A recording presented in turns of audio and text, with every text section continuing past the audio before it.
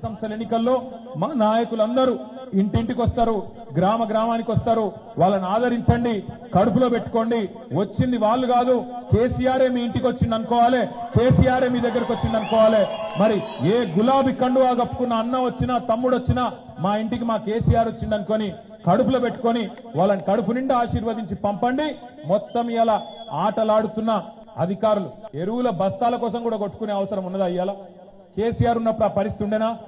కేసీఆర్ ఉన్నప్పుడు జనవరి నెల ఫిబ్రవరి నెలనే దేశంలో ఎవడు అడగనప్పుడు ఎరువులన్నీ కొనిపెట్టి తెచ్చి బఫర్ స్టాక్ పెట్టి మీకు టైంకి అందిస్తుండే. అందుకే కేసీఆర్ ఉన్నప్పుడు చెప్పుల వరుసలు లేవు.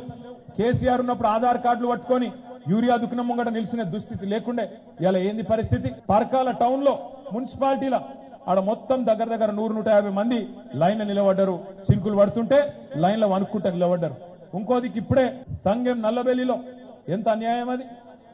భర్త లేడు, ఇంట్లో కొడుకు లేడు, వాళ్ళ పేరు మీద ఆధార్ కార్డు పెట్టి 2 అదనపు బస్తాలు తెచ్చుకుంటే అది జైల్లో పెట్టేంత పాపమా?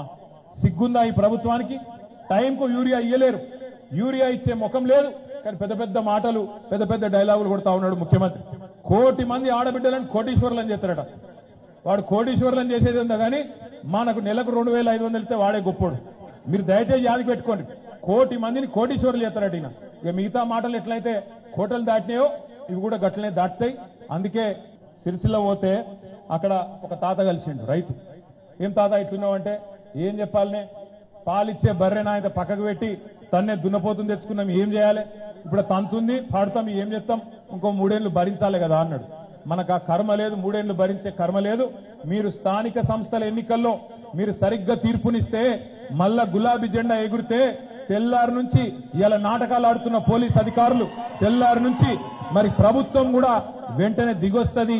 పథకాలు అమలు చేయకపోతే ఈ బలుగుతుందని అర్థమైతే ప్రభుత్వం కూడా వెంటనే పనిచేస్తుంది. లేకపోతే గిదే కమిషన్లు గదే దోపిడి. కాకతీయ టెక్స్టైల్ పార్క్ ఎట్లా దోసుకోవాలి, ఇంకోటి ఎట్లా దోసుకోవాలి, అదే పని. పరకాల నియోజకవర్గంలో సామాజిక న్యాయం ఎట్లా చేసిండో ధర్మారెడ్డి గారు చెప్తా ఉన్నాడు. పరకాలలో మొత్తం 55 ఎంపీటీసీలు ఉన్నాయి ఈ నియోజకవర్గంలో. ఆనాడు పోయిన ఎన్నికల్లో 55 ఎంపీటీసీలుంటే 32 ఎంపీటీసీల్లో బీసీ సోదరులు నిలబెట్టి 58.15% ఆనాడే రేవంత్ రెడ్డి ఇంకా గాఢ నిద్రలో ఉన్నప్పుడే 58.15% ఎంపీటీసీలలో బలహీన వర్గాలకు పరకాలలో టీఆర్ఎస్ పార్టీ అవకాశం ఇచ్చింది.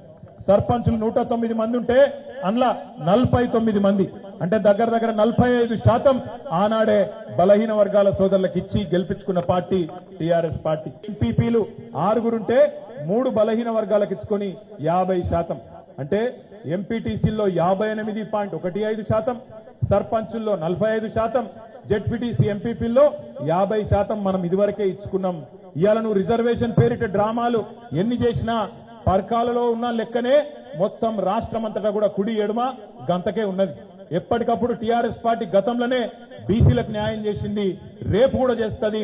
స్థానిక సంస్థల ఎన్నికలు ఎప్పుడొచ్చినా తప్పకుండా ఇదే దామాషా ప్రకారం రాష్ట్రం అంతటా కూడా మరి సామాజిక న్యాయం చేసే బాధ్యత కేసీఆర్ గారి సైనికులుగా మాదే అనే విషయం కూడా ప్రభుత్వం మోసం చేసినా మేం మాత్రం మీకు అండగా ఉంటామని చెప్పి మళ్ళొక్కసారి తెలియజేసుకుంటూ జై తెలంగాణ.